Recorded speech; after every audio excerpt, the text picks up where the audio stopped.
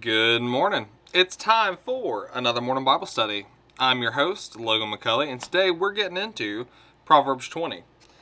Before we do that, here in Memphis, we have had a awesome snow week, snow day. I think it's going to end up being a snow week. So basically, what day is it? Today is Thursday for me. It's Thursday, January 18th. And Sunday night, Monday, we had snow. And we had like a legit 8 inches of snow. Like, Memphis has never, don't remember ever getting that much snow in one go at Memphis. So in the past 20 years, we haven't had that much snow. And it has been awesome. It was real snow because we were cold. Because usually what happens for Memphis, and this is what people don't realize, is Memphis, the reason why it sucks, like I've been out west, I've been up north where they get real snow. Memphis is so warm, generally when it snows, right before it snows, that the snow is either going to be sleet, it's going to melt a little bit, and then the snow will start cooling off the ground, and then it'll start sticking. So you have like this ice. So like the snow's generally wet. The snow is when when or if it refreezes is very icy. It's just not fun snow. We didn't have this time. It was freaking 2 degrees yesterday when I went to work. 2 degrees. 2 degrees. That ain't refreezing. That ain't melting nothing. That is some hard, legit, powdery snow. And that's what happened. So we had the snowfall, okay? And Levi was off Monday. So Levi's off Monday for MLK Day. It snows Sunday night. Monday, it's a snow party. You know, the boys came over. One of the kids stayed the night, Monday night. Another one showed up from the neighborhood Monday, and they just played in the snow, ate food, party. Well then, fast forward. Tuesday, all 3 of them stayed Tuesday night. So Tuesday night, it's a sleepover. Ooh, okay, Tuesday, we partied our butts off in the snow. I'm talking like we found the best hill in Arlington, went down the hill multiple times. I mean, kids were just exhausted because they just were going up and down the hill all day. All right.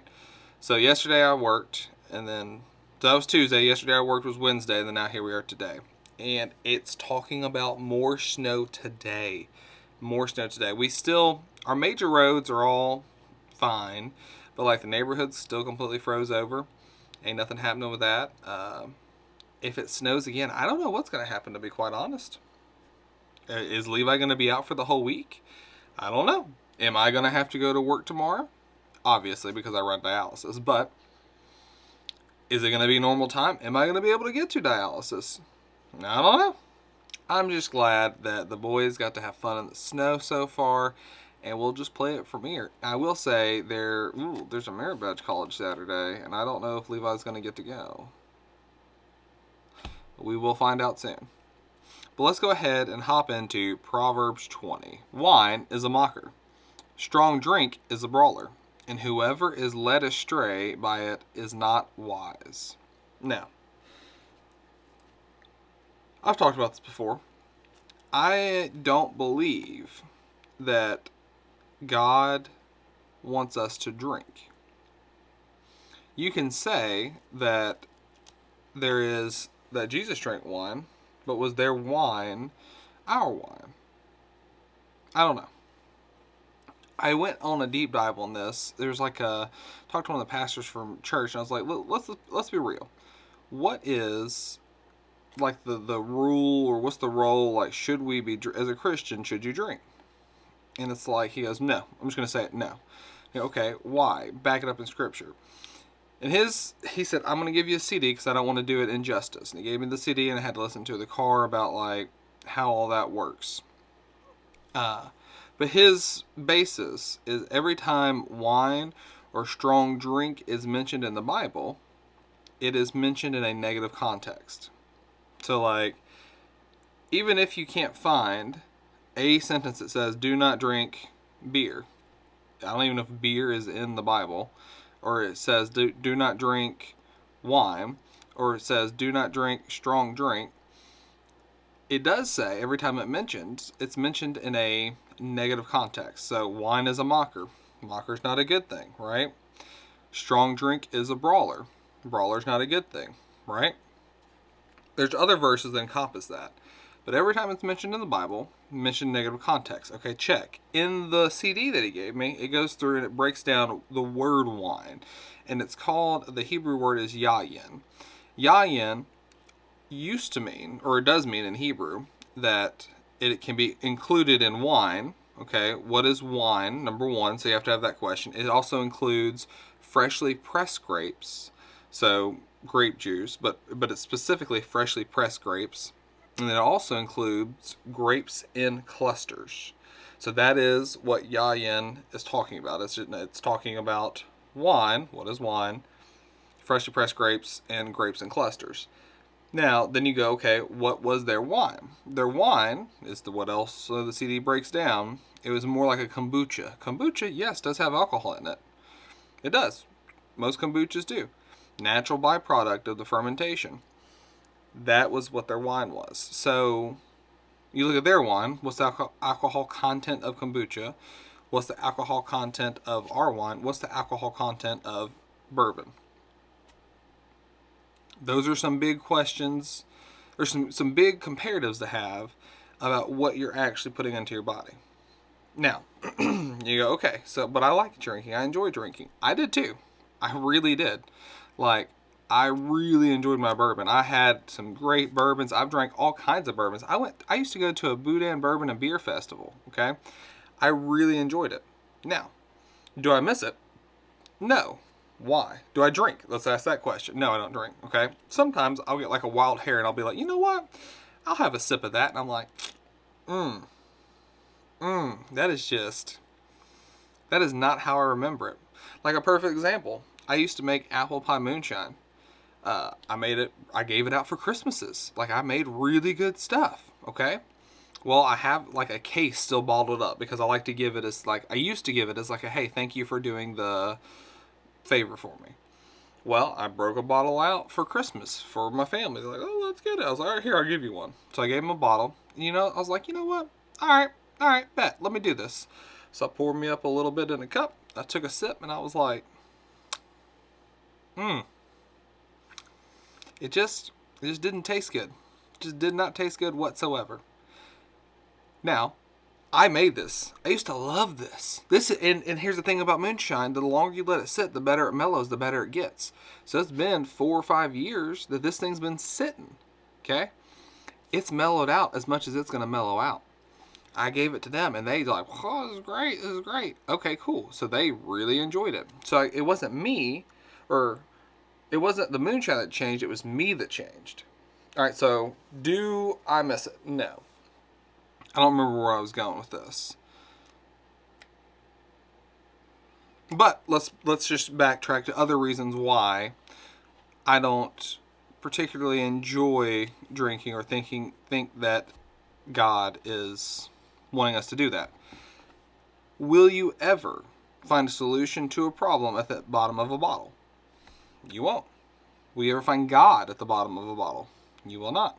So the Bible speaks about it in negative context.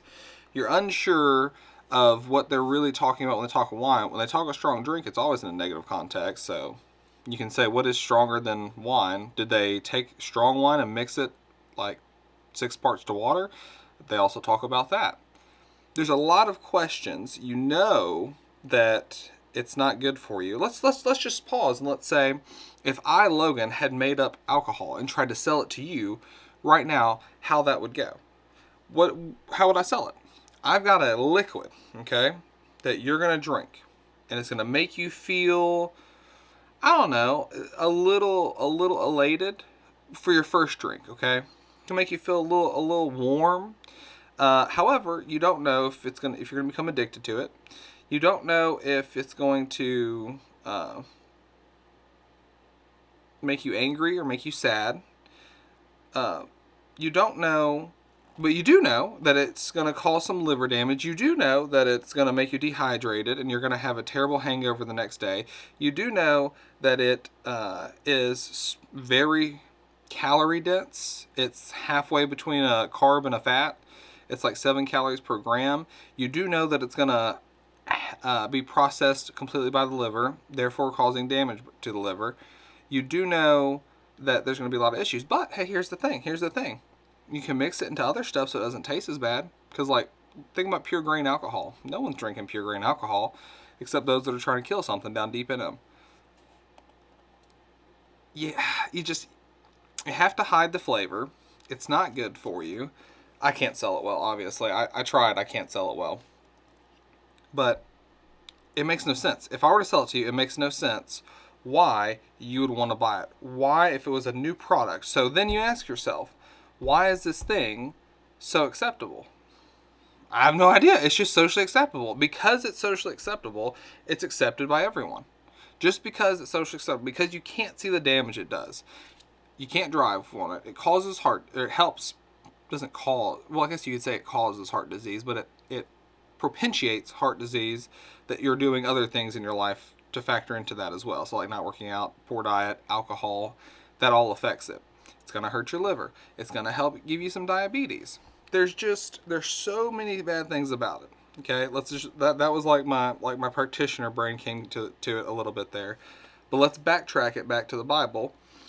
The Bible doesn't, I haven't seen anything that says don't drink wine.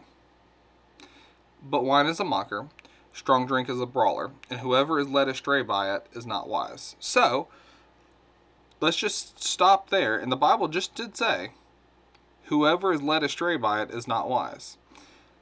Whoever is led astray by strong drink or wine is not wise. Don't let it take over your life. Don't be led astray by it. What's the easiest way to not do that? Don't participate, but that's just me. I was there, like I said, I did it.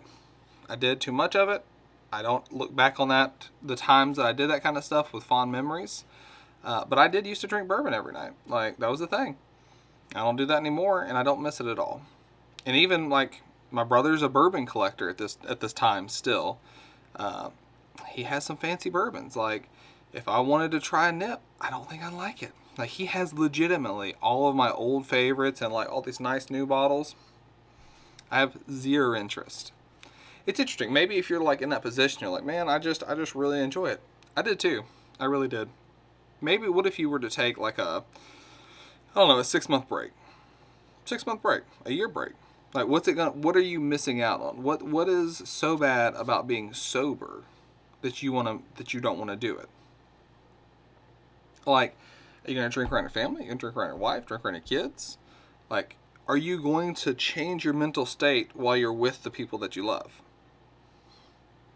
Take a 6-month break. I don't know. Like, I don't know what you do I don't know if you have to do anything to fill that time. Just drink a glass of milk. Legitimately, I have a glass of milk right here. I don't know if you can see it without me spilling it, but that's a glass of milk. It's good. I mean, just try it out, and then when you come back 6 months later, take a nip. See if you like it. See if your flavor hasn't changed. Because it didn't take long, man. It was legitimately like 6-8 months. Man, I was like, I'm a man. Like, I'm going to drink what I want to drink. And I had a little thing, and it was awful. God knows what's up. He does. That's just my opinion, my advice. Maybe there's someone out there that something clicks in their brain. It just makes no sense. And the Bible does talk about it in a negative context every time you hear him. There actually is a breakdown, though, on that verse. This begins a new theme of temperance. Okay, so 20 is a new theme of temperance. Wine was a grape juice mixed with water to dilute it, but strong drink was unmixed. While the use of this beverages is not specifically condemned, being intoxicated always is. Oh yeah, that was the other thing. Drunkenness is a sin.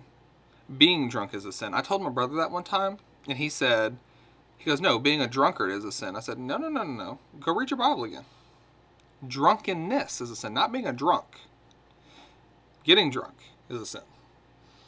Anyways, rulers were not to drink, so their judgment would not be colored, nor their behavior less than exemplary.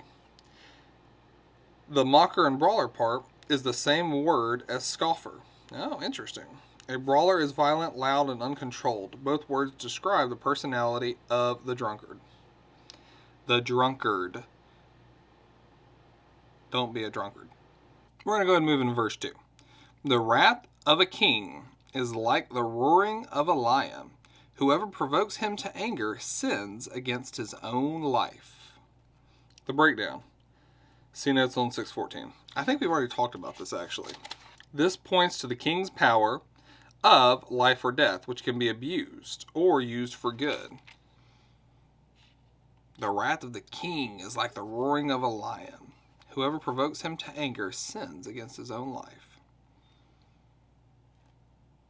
Do not provoke the king to anger. Verse 3.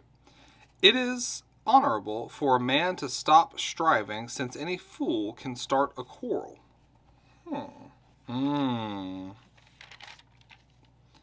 This is like the opposite of saying being slow to anger.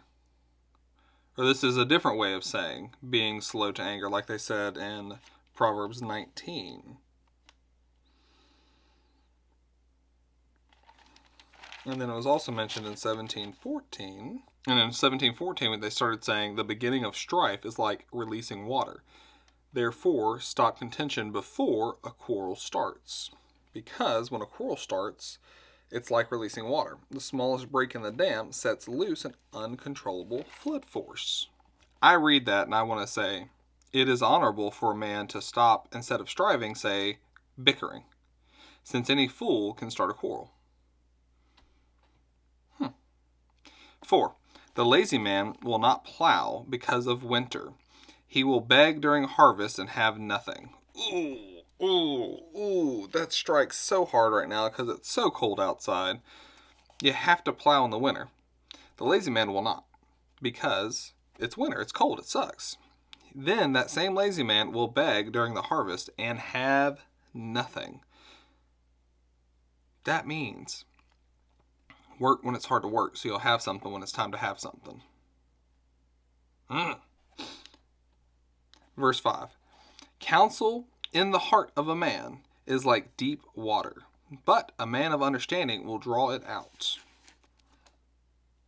The wise man has keen discernment, reaching to the deepest intentions of the heart to grasp wise counsel. Be the wise man. Verse 6. Most men will proclaim each his own goodness, but who can find a faithful man? There are a lot more people who are eager to brag about themselves than there are those who are truly faithful to testify of God's goodness. Ooh. That kind of digs at me. That digs at me because sometimes Logan likes to say, man, I did nursing school. I did nursing school. I did paramedic school. I did. I'm doing nurse practitioner school. However, it's not Logan did. It's by God's grace. God has gotten me through this. I wasn't, the thing that's hard is I wasn't depending on God. I didn't know I should have been depending on God until about a year ago. However, if you look back, I'm not that smart. I'm not that great. I'm definitely not that good. How did I get through all that stuff? God's grace. I think it's important to proclaim God every time you can, because most men, here it says in verse 6, will proclaim his own goodness. What are we supposed to do? Proclaim God's goodness. Because then it asks, but who can find a faithful man? We need to be that faithful man. Verse 7. The righteous man walks in his integrity. His children are blessed after him. What's the breakdown? It says in 10:19. Wisdom is to restrain the tongue, since much speech risks sin. So restrain the tongue, much speech risks sin. Again, we're going to read verse 7. The righteous man walks in his integrity. So, restrain your tongue, don't sin. And then my children, his children, are blessed after him. That's a promise from God. Well, how do you bless your children? If you walk in your integrity. Verse 8. A king who sits on the throne of judgment scatters all evil with his eyes. The king, as a judge, winnows or sifts data as he discerns evil and good. I see. So the king's sitting on his throne, people bringing him problems, and he's sifting through this stuff. He's judging. The throne of judgment scatters all the evil. So if you can use good judgment, I see this as those people who are bringing evil towards you or toward your kingdom, toward your family, will scatter before you. 9. Who can say, I have made my heart clean, I am pure from my sin? No one, this is the breakdown, no one can make himself sinless. Those who sin have been forgiven are pure before God. No, let me phrase that. Those who sin have been forgiven are pure before God. How is your sin forgiven? Through Jesus Christ. Verse 10. Diverse weights and diverse measures, they are both like an abomination to the Lord. This is a theme that we've seen throughout Proverbs. These differing weights are such a large issue because you're cheating everyone. You're cheating yourself. You're cheating other people. You're cheating God. Use the same standard of measure for everyone. Don't be mean to who you can be mean to just because you can. Don't take advantage of people just because you can. Be nice to everyone. Even if they don't deserve it. Especially if they don't deserve it. Dang, that sucks. Verse 11. Even a child is known by his deeds, whether what he does is pure and right. Now, let's just pause there. Isn't that the truth, though? Let's talk about church. Let's talk about scouts. Let's talk about it at the school. If a child is bad or does something bad, doesn't everybody know it? If a child starts a fire at school, doesn't everybody know who that kid is?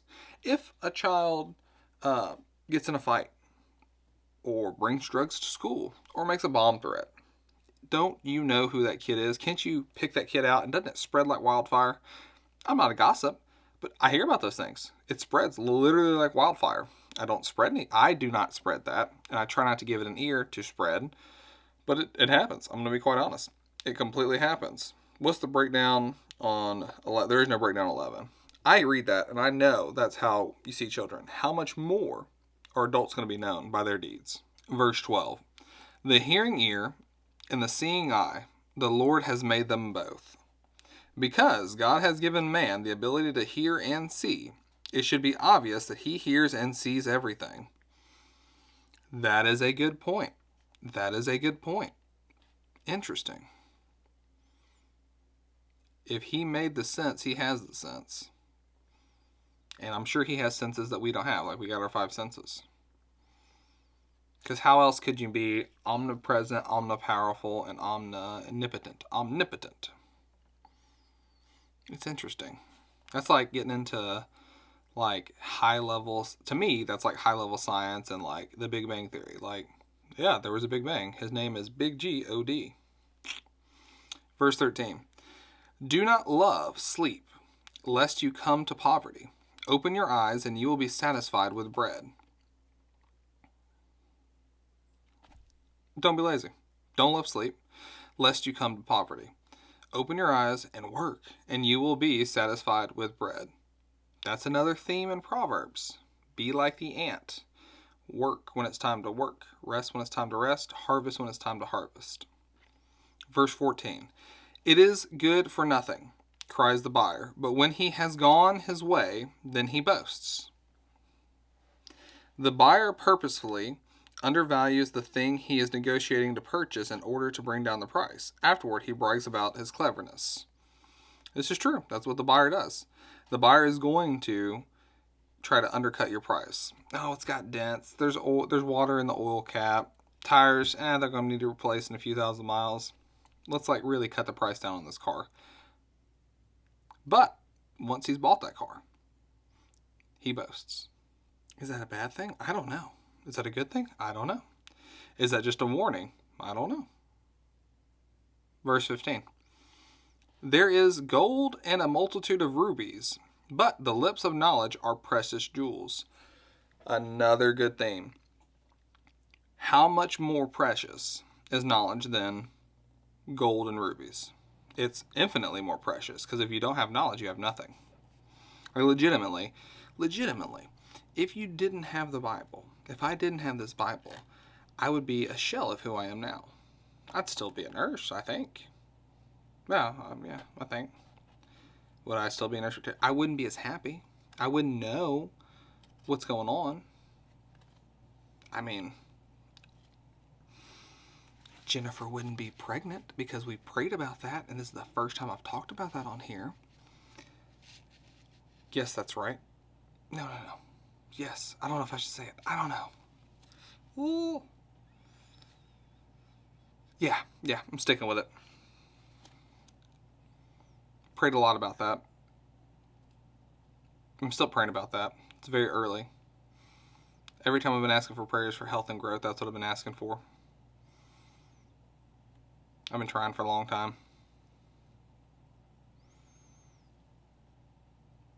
It's crazy is what it is. Absolutely crazy. Without that knowledge, wealth means nothing. Verse 16. Take the garment of one who is surety for a stranger, and hold it as a pledge when it is for a seductress. What? Take the garment of one who is surety for a stranger, and hold it as a pledge when it is for a seductress. The breakdown. Garments were common security for a loan, but they always had to be returned by sundown. Seductress is more likely foreigner. Okay, so especially with a foreigner. Anyone who foolishly has taken on the responsibility for a debt of a stranger or an immoral woman will likely never be paid back, so he will never pay his creditor unless his own garment is taken as security. Interesting. Okay, so you're going to take the robe of the person that is co-signing for a stranger, the person that's co-signing for a seductress or a foreigner, and hold it as a pledge. Hold that coat when it is for that foreigner, seductress, stranger. You have to hold the person accountable if the person who's getting the loan, what did they say specifically, is a seductress, a foreigner, or a stranger. I read this and every time I'm like, again, don't co-sign. Either give money, don't loan money. Don't loan money. Don't loan money. Either give it, just give it, free and clear, but don't loan it. Verse 17. Bread gained by deceit is sweet to a man, but afterward his mouth will be filled with gravel. Sounds like a promise from God. If you get this bread by deceit, it's going to taste sweet to a man, but afterward his mouth will be filled with gravel. Don't know how, don't know why. I just know that it is. Verse 18. Plans are established by counsel. By wise counsel wage war. Let's go to Luke. This is a reference from Luke 14:28. Alright, so I'm just going to read Luke 14:28 to 32. For which of you, intending to build a tower, does not sit down at first and count the cost, whether he has enough to finish it? Lest after he has laid the foundation, and is not able to finish all, who see it and begin to mock him, saying, this man began to build and was not able to finish. Or what king goes to make war against another king, does not sit down first and consider whether he is able with 10,000 to meet him who comes against him with 20,000? Or else, while the other is still a great way off, he sends a delegation and asks conditions of peace. So likewise, whoever of you does not forsake all that he has cannot be my disciple. Count the cost. The multitudes were positive but uncommitted. Far from making it easy for them to respond positively, he set the cost of discipleship as high as possible and encouraged them to do careful inventory before declaring the willingness to follow. Now, how does that relate to verse 18? Plans are established by counsel, and by wise counsel wage war. You have to count the cost. You have to plan ahead. Verse 19. He goes about as a He who goes about as a tale bearer receives secrets. Therefore, do not associate with one who flatters with his lips.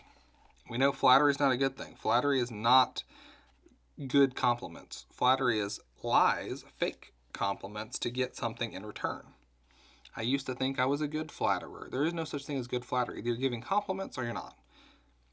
Either it's real or it's not. And either you're trying to get something out of it or you're not. The breakdown. Those who love to spread secrets will flatter to learn them. So, those who love to spread the secret is also someone who will flatter to learn them. So beware of the person who loves to spread the secret. That's the breakdown. That's not the Bible verse. That's what I'm just taking out of the breakdown. So I always like to put like a little asterisk when I say that, because the breakdowns are good, but it's not the Bible. Okay? The Bible is the Bible. Breakdown is the breakdown. Breakdown's cool, but I don't want to hang my hat on the breakdown. Verse 20. Whoever curses his father or his mother, his lamp will be put out in deep darkness. Ooh.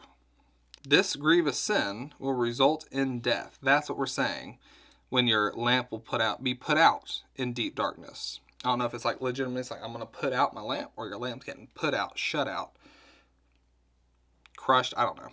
But if you curse your father and mother, or mother, not and, or father or mother, your lamp will be put out in deep darkness. Man, I'm going to be honest. I don't know if my mother watches this, but that is rough for Logan, to be quite honest. She grinds my gears sometimes and does some stuff that is way out there. That's why I'm trying to get my brother ready to take care of her when she gets older. I'll help from a distance, but it's on him. It's on him.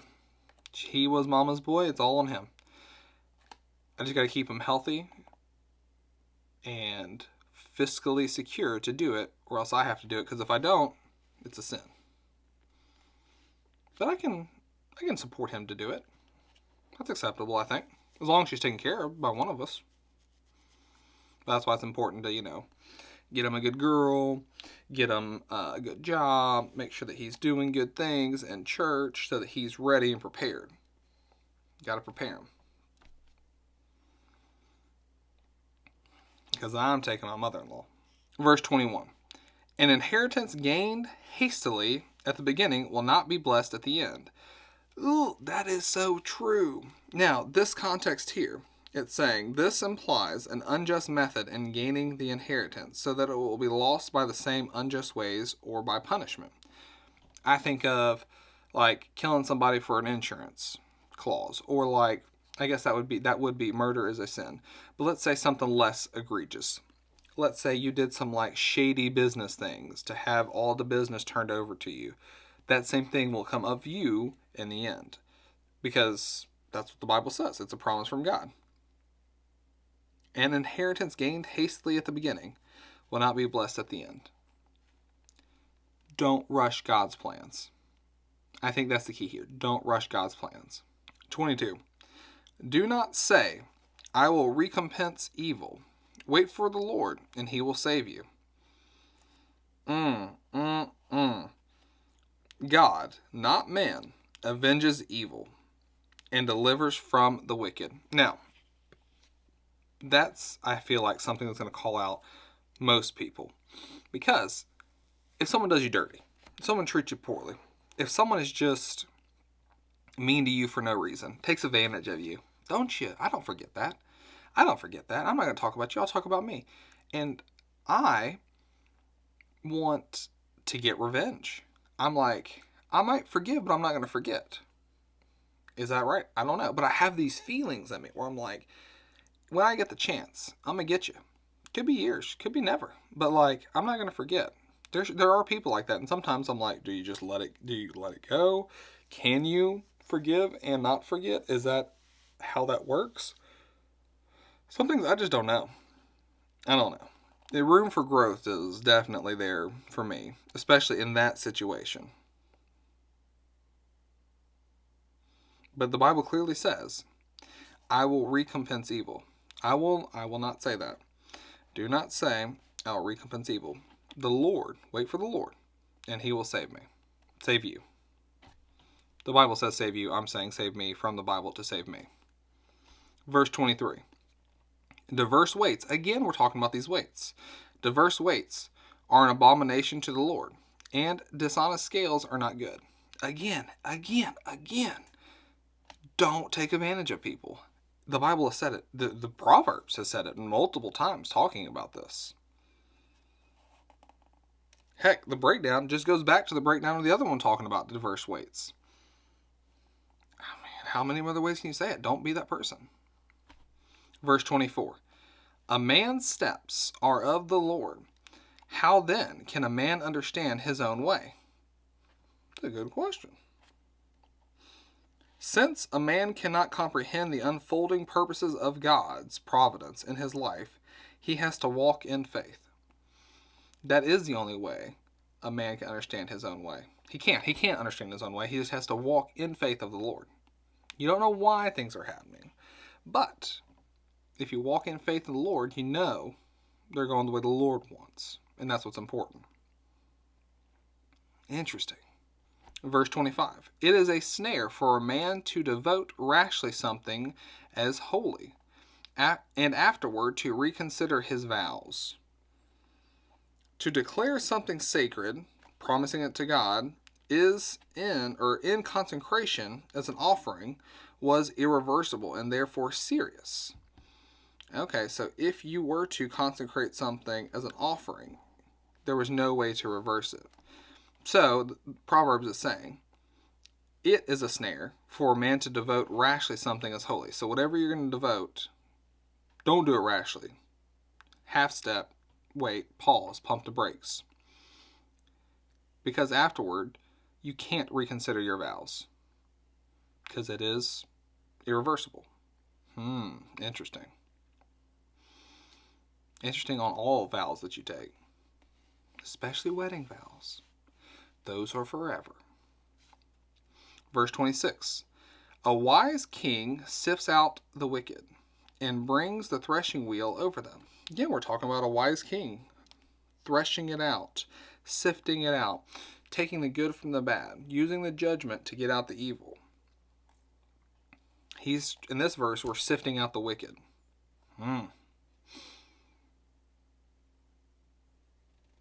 I think it's important for us to make sure we do that in our own life with the people we associate with the people that we spend time with. Sift out the evil. It's hard.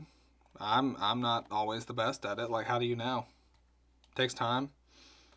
But that's why I pray. Verse 27. The spirit of a man is the lamp of the Lord, searching all the inner depths of his heart. The spirit represents the consciousness of a man, which searches every secret place. Conscience. The conscience of a man. Is that guilt? The spirit of a man is the lamp of the Lord, searching all the inner depths of his heart. Your spirit is going to search the inner depths of your heart. You may not know why it's wrong, but you know when it's wrong. You get that feeling.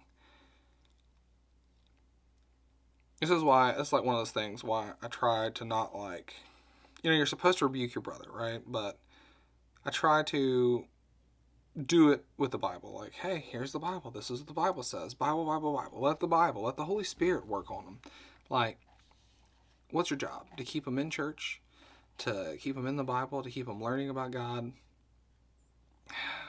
And rebuke them where you have to. But I try not to be down on them, but rebuke them. It's a fine line to walk, especially your actual brother. It's tough. Verse 28. Mercy and truth preserve the king, and by loving kindness he upholds his throne. We've talked about this before. Proverbs 3:3. A good king keeps his subjects happy is the only way that he stays in power. 3:3 Proverbs. Let not mercy and truth forsake you. Bind them around your neck.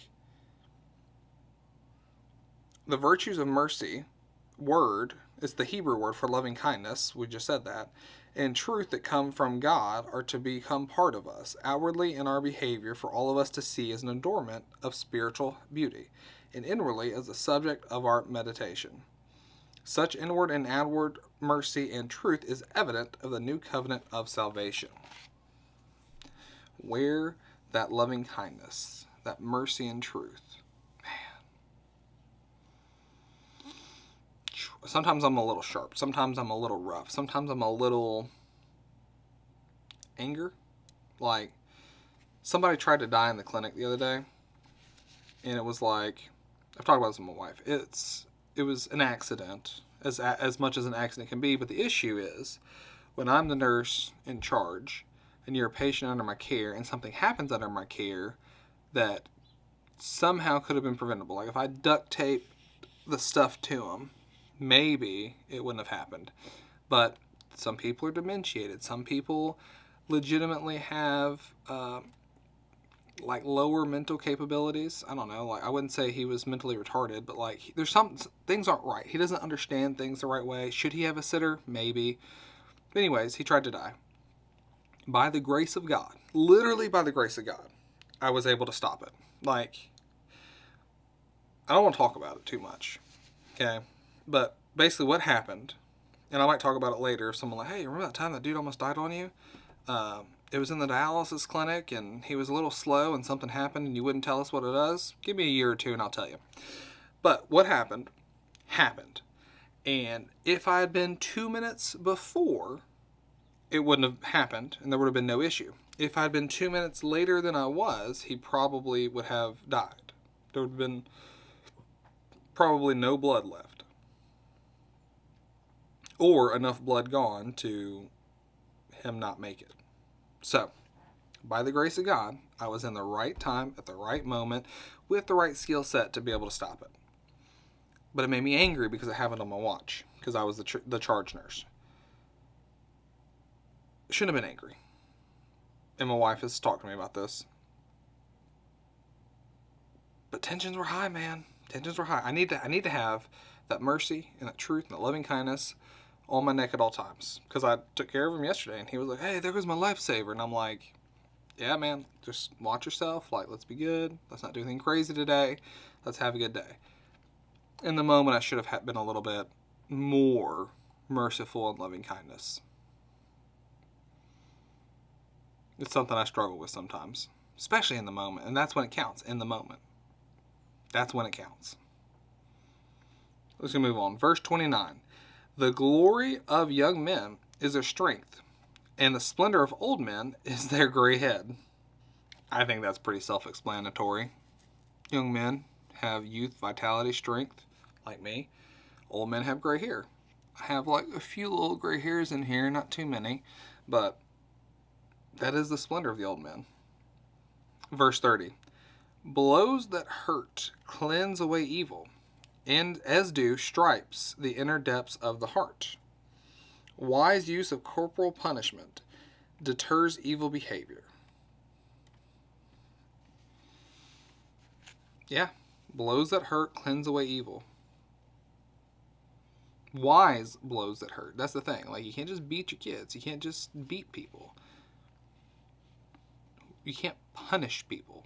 You have to discipline people. There has to be behavior modification. There has to be a reason, a legitimate reason. Not that, oh, you're angry. Like, if you ever do it in anger, you're doing it at the wrong time. But it will stripe the inner depths of the heart. So make sure those stripes are the stripes that you want. Because the Bible doesn't say stripes, as do stripes the inner depths of the heart in a good way. It just says as stripes the inner heart. The depths of the inner heart. Make sure you're doing this biblically. Biblically. All right, that's it. That is Proverbs 20. Pray for me. Pray for me and my family. Pray for Jennifer. Pray for my little mustard seed. If you've made it this far, you now have the privilege of knowing that. So, thank you very much for watching. I'll be back next week. Again, we're going to be going into, guess what? Proverbs 21. This has been the Morning Bible Study with your host, Logan McCulley, and I'll see you next time. Logan out.